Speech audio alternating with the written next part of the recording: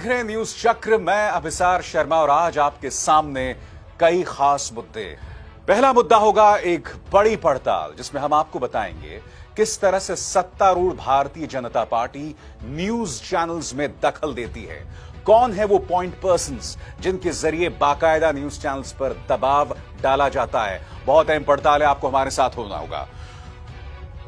दूसरा बड़ा मुद्दा, ये दो खबरें जिन्हें देखकर आप हो जाएंगे एंटी नेशनल।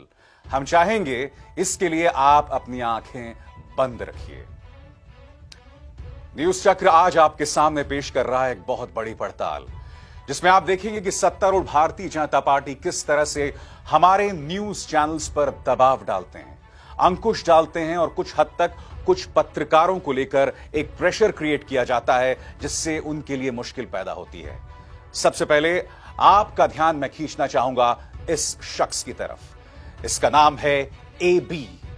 एबी वो पॉइंट पर्सन है जो लगातार संपादकों से और ब्यूरो चीफ्स के साथ कांटेक्ट में रहता है। जब भी किसी न्यूज चैनल पर भारतीय जनता पार्टी के खिलाफ खबर चलती है, या जब भी कोई पत्रकार अपने शो में या अपनी रिपोर्ट में बीजेपी के नेताओं से, सरकार से तीखे सवाल करता है, यह आदमी संपादकों से सीधे बात करता है और कहता है कि किस तरह से यह खबर बीजेपी के खिलाफ है। दबाव बनाया जाता है और यह दबाव कई लेवल्स पे होता है। दबाव इस तरह से बनाया जाता है कि पहले तो कहा जाता है कि इस खबर को ही हटा लिया जाए। यही नहीं, उस रिपोर्टर को या उस एंकर को लेकर भी बाकायदा प्रेशर क्रिएट किया जाता है। और जब न्यूज चैनल उनकी बात नहीं मानता है तो न्यूज चैनल को एक खास तोहफा दे दिया जाता है, और वो तोहफा है बॉयकॉट का। जी हां, न्यूज चैनल को पूरी तरह से बॉयकॉट कर दिया जाता है। और मैं आपको दो चैनल्स की मिसाल देना चाहूंगा। चैनल जिसका नाम ए है और चैनल जिसका नाम एन है। चैनल ए को पिछले 3 सालों में 2 बार बॉयकॉट किया गया है। बॉयकॉट के क्या नुकसान है मैं आपको बताऊंगा। और चैनल एन को बीजेपी ने हमेशा के लिए बॉयकॉट कर दिया है। अब आप सोचिए, एक चैनल, एक न्यूज चैनल जिस पर सत्तारूढ़ बीजेपी के नेता आना बंद कर दें, उसे कितना बड़ा नुकसान होगा। क्योंकि हैं तो हम खबरिया चैनल, और जब खबरिया चैनल पर रूलिंग पार्टी के नेता आना बंद कर दें तो खबर तो अधूरी रह जाएगी ना। इस ब्लैकमेल के मायने आप समझिए। और चैनल से संपर्क का माध्यम या न्यूज़पेपर से संपर्क का माध्यम और भी होते हैं। सरकार में 2 मंत्री हैं, 2 वरिष्ठ मंत्री। एक का नाम है पी और दूसरे का नाम है जे। पी और जे अलग अलग लेवल से संपर्क बनाते हैं अखबारों से, न्यूज चैनल से, और कोई भी ऐसी खबर जो कि सरकार के खिलाफ होती है वो ना जाने पाए, वो ये बात तय करते हैं।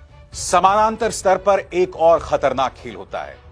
एडवर्टाइजर्स पर, यानी कि विज्ञापन देने वाली कंपनियों पर प्रेशर डाला जाता है। एक बाबा जी हैं, उन्हें जानते होंगे आप।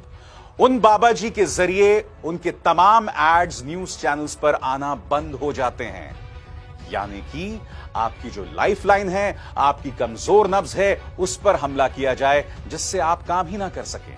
तो जब चैनल का बॉयकॉट हो जाता है और जब चैनल को इसका नुकसान होने लगता है इन अलग अलग लेवल्स पर, तब ये संपादक एक बार फिर उस पॉइंट पर्सन यानी कि ए बी से बात करते हैं।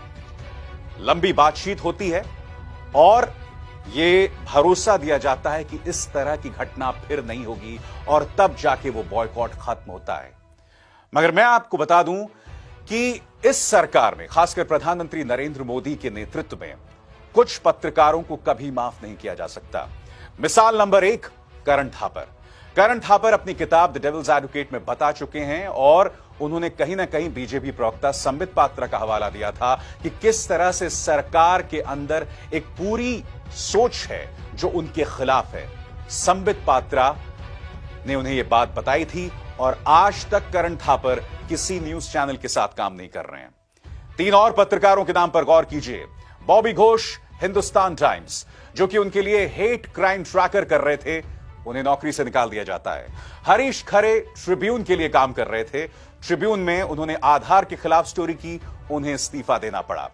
पौरंजय Guha Thakurta economic and political weekly में काम कर रहे थे, उन्हें भी अपने पद से इस्तीफा देना पड़ा जब उन्होंने अडानी के खिलाफ रिपोर्टिंग की थी। और आज मैं आपको अपनी भी कहानी बताना चाहता हूं। मैं आपको बताना चाहता हूं कि आज से 1-1.25 साल पहले मुझे मेरा चैनल डिबेट्स नहीं करने देता था।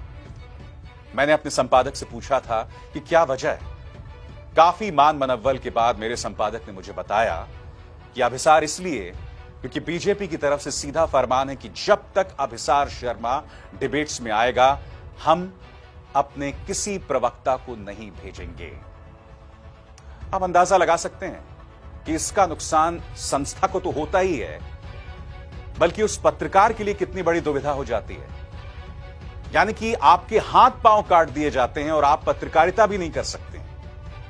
भारतीय जनता पार्टी पर्दे के पीछे से जो खेल खेलती है, यह है उसके खतरनाक परिणाम।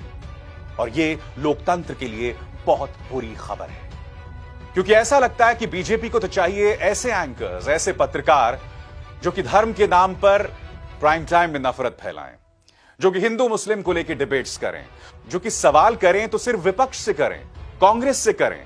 जी हां, जिनके 50 सांसद तक नहीं हैं। और आज हमने आपके सामने यह प्रस्तुति क्यों की?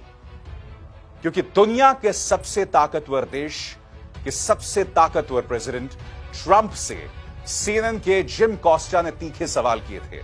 नतीजा यह हुआ कि जिम कॉस्टा का व्हाइट हाउस एंट्री कार्ड उनसे छीन लिया गया। सीएनएन वहां नहीं रुका। सीएनएन ने ट्रंप के खिलाफ मुकदमा दर्ज कर दिया और सीएनएन के समर्थन में वहां का पूरा मीडिया उतर आया। फॉक्स न्यूज, जो कि प्रो ट्रंप माना जाता है, वो तक सीएनएन के पक्ष में आया।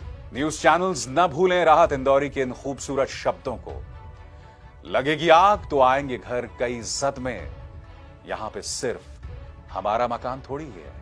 न्यूज चक्र में अब वो 2 खबरें जिन्हें देखकर आप एंटी नेशनल हो जाएंगे। आपके